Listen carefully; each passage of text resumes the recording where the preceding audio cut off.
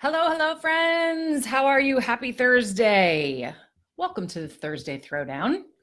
Just going to take a quick minute while people are gathering and hanging, coming together to just go share this inside my Facebook group. I do not know if you are aware that I have a brand new Facebook group.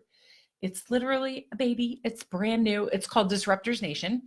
So if you are leaning in more and more to this concept of and the work of being a disruptor, which I'm going to talk about in a minute, if you're leaning into this a lot more, I welcome you. I would welcome you into our group, the Disruptors Nation.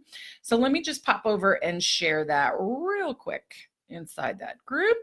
And then we're going to dive in, my friends, because this is a really powerful topic today that I'm super excited to talk about.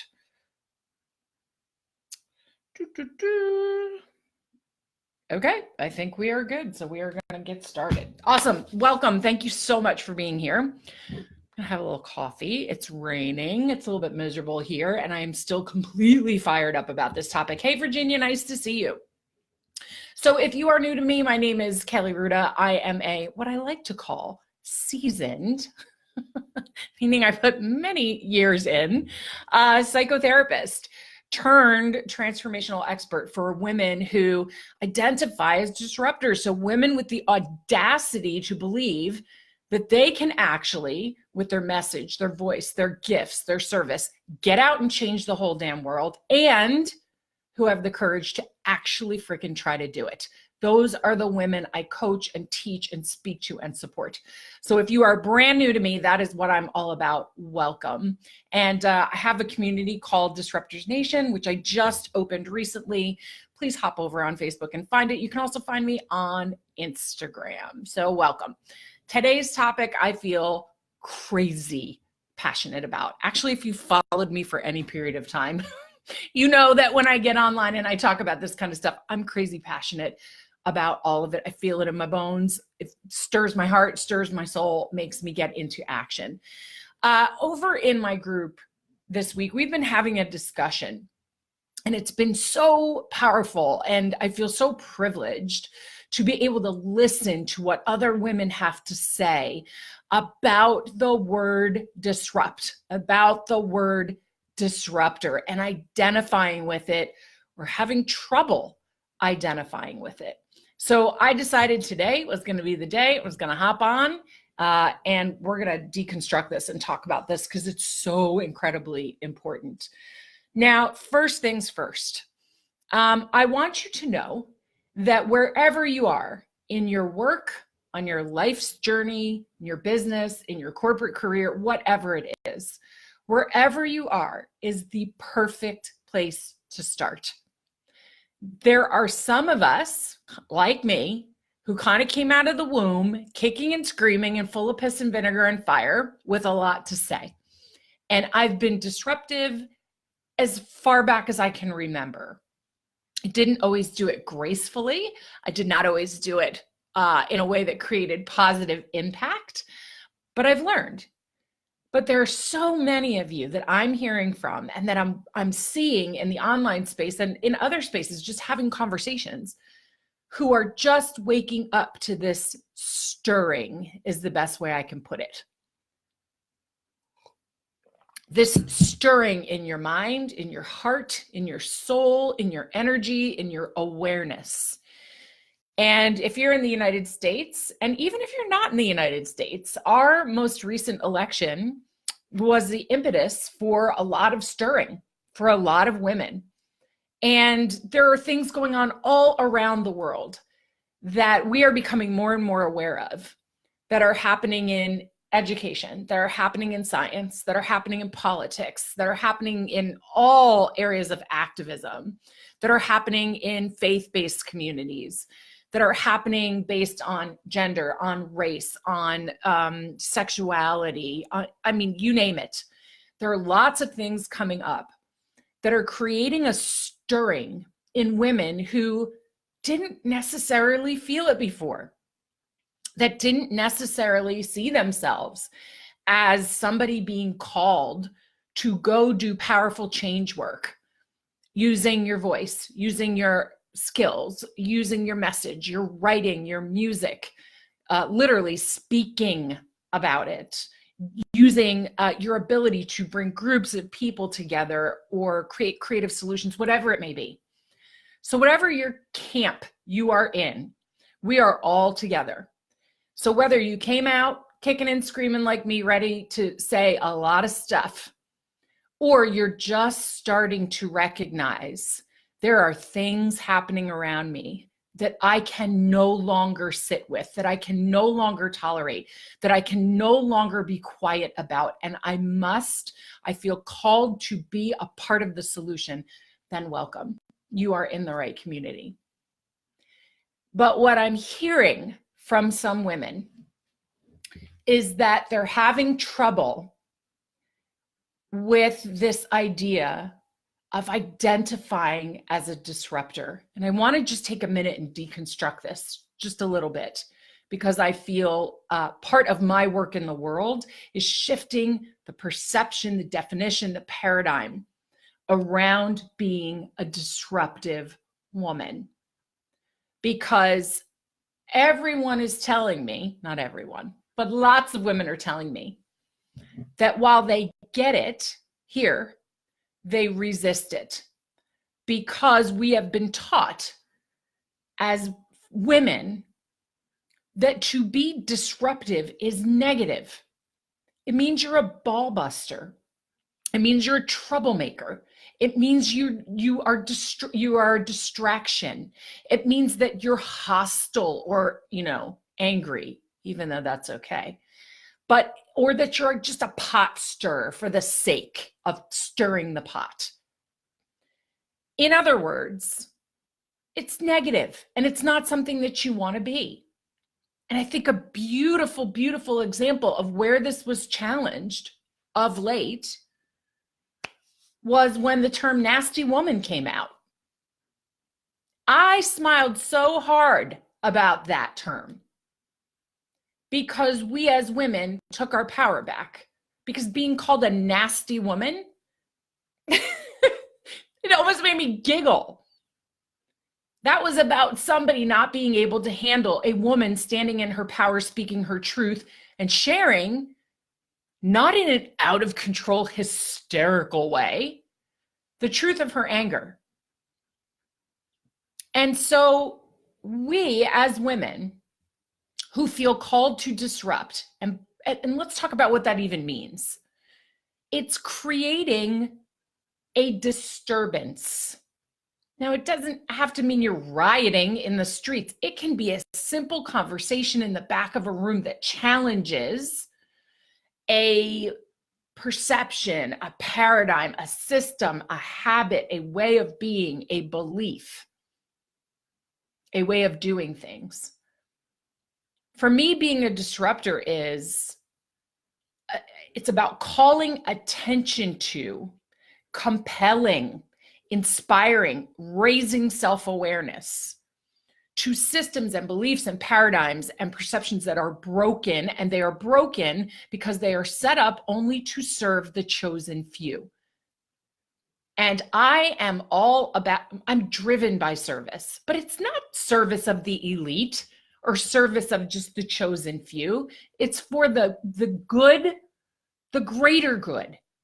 So I am willing to create discomfort, not because I'm a bully or because I want people to suffer. I'm willing to call forward uncomfortable things for the purpose of creating change, for the purpose of dismantling something that is not of service to people, so that we can come together and take all the pieces that we've dismantled, discard what does not serve, and create something new and powerful that serves the greater good. That, to me, is what being disruptive is about. And we've been taught that as women, that being disruptive is not nice. And that is one word that makes me cringe, my friends. It makes me cringe because I have an utter refusal to reduce myself to just being nice. Am I capable of being nice? Yeah, I do it on the regular. But choosing to be nice in a situation and categorizing yourself as a nice person, two very different things. And so in being disruptive, it's very different than just being difficult. It's not about being challenging for the sake of being challenging. It's about being willing to call attention to something and demanding change and being willing to be a part of that change. So a lot of the conversation I've been having lately is with women who say, no, I really more identify with being a change agent. It's nicer, it's less hostile, it's more positive. And while I acknowledge and encourage being an agent of change, the person I am speaking to, the woman I am calling to, the woman I am reaching out my hand to, is the woman who says, I am willing to step outside of my comfort zone. I am willing to use my voice. I am willing to use my message. I am willing to use my gifts to have some very conscious, but very difficult conversations that, you know what, are probably going to piss some people off along the way. And the people it pisses off along the way are the people being served by broken systems, broken beliefs, broken paradigms, broken habits, broken ways of being. It's the small few who are being served by these broken things who are going to get mad that you're stepping up and saying, this doesn't work. This isn't good enough. This isn't truly of service. And I'm here to do something about it. Now, I want you to understand that being disruptive can sometimes, it can show up in all different forms, but it is always brave. It is always brave. It is not always bold. It is not always using language that is harsh or angry, or it can be, but it doesn't have to be. That's my way of saying to you, find your way of being disruptive. Look, this can happen anywhere. It can happen in your family. It can happen in your office. It can happen where you practice your faith. It can happen in your company, your business, in politics and activism, in the back corner of a party where you're choosing to have a disruptive, quiet conversation.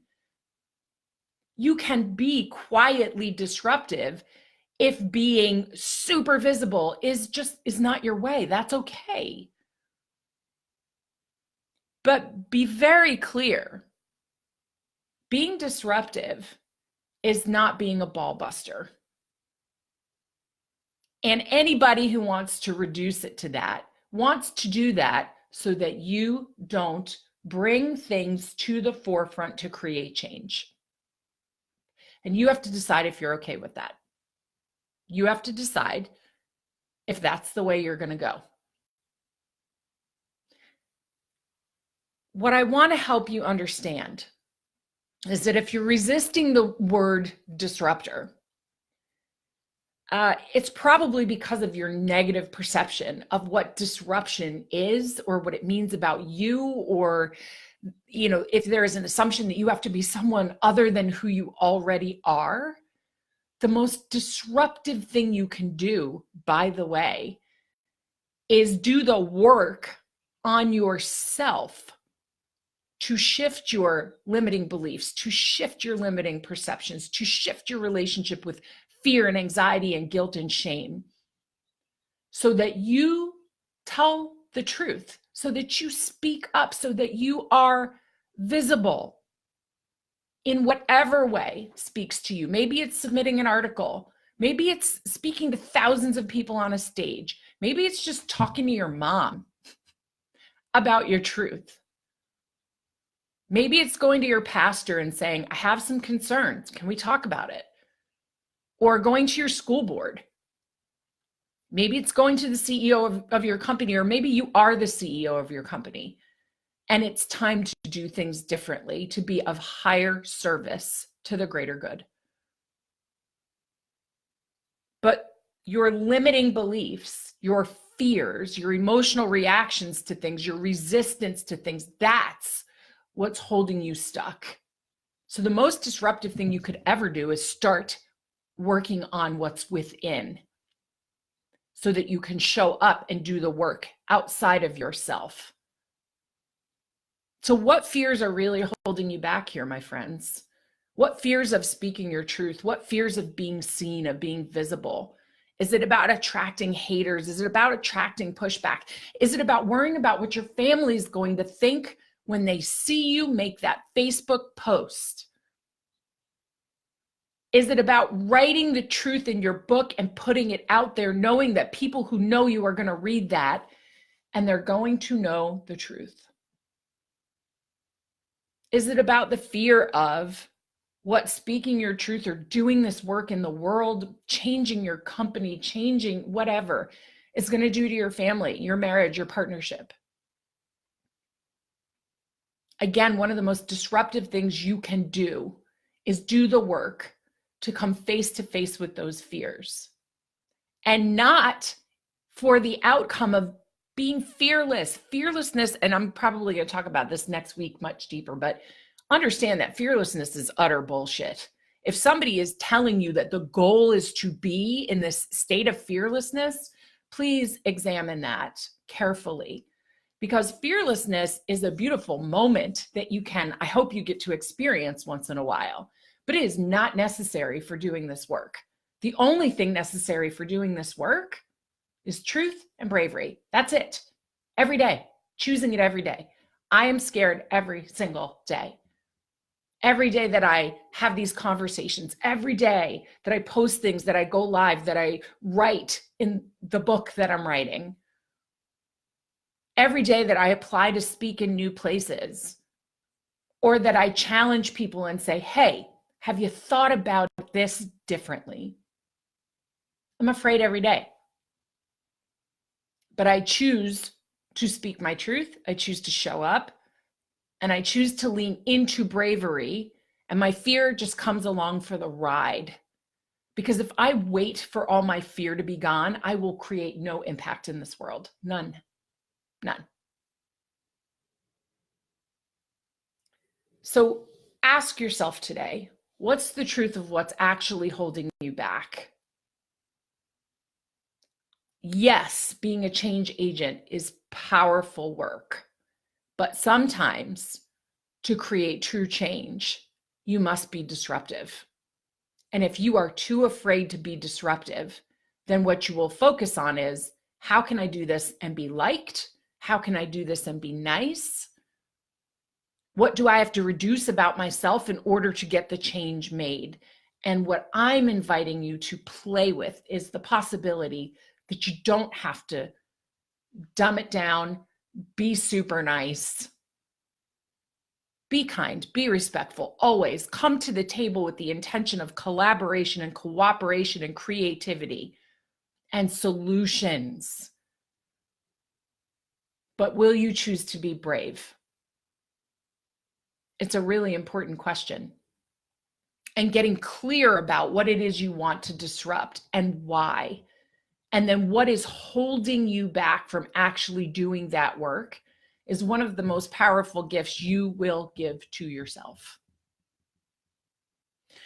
If this is speaking to you, and if you know you're not crystal clear about the truth, that the world needs to hear from you so that it can heal, so that it can change, so that it can evolve, so that you can be of your fullest service. And guess what? In return, be wide open to receiving all kinds of abundance. So if you're not clear about that, if you're not clear about what your inner blocks are that are holding you back, or maybe you are clear about them, but you don't know what the hell to do about them, because it's great to know that you're afraid, but if you don't know what to do with that fear, it's freaking paralyzing.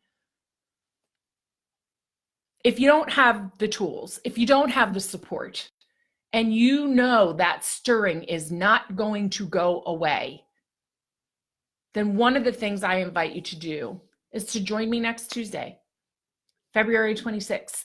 I am leading an intensive, a 3-hour intensive called Daring to Disrupt. It's with 10 people only.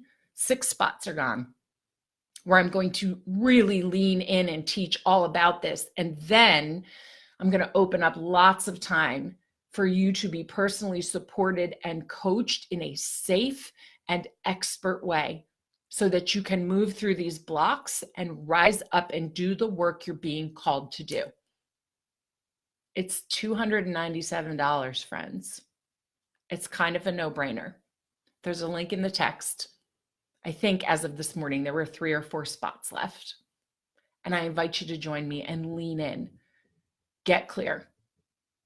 Shift your blocks, identify them, shift them, get the support that you need and you deserve so that you can go do this work in the world. Because here's the real question.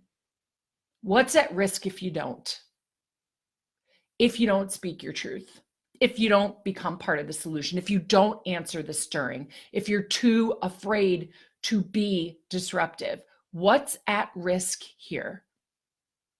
That's the part that always gets me sort of choked up and emotional, is that I know there are so many of you being called, feeling the pull, the urge. Maybe it feels like you're being yanked, into doing this more fully. And what if you keep saying no? So I invite you to just lean in with me and let's do this work so that we take that risk off the table and you lean into being disruptive in an aligned, powerful, positive, values-based way. The world is waiting for you to show up, my friend. I hope you choose to do the work so that you can. All right, my loves, I'm sending you off into your day with so much love, so much respect, and the invitation to lean in. Take care, everybody.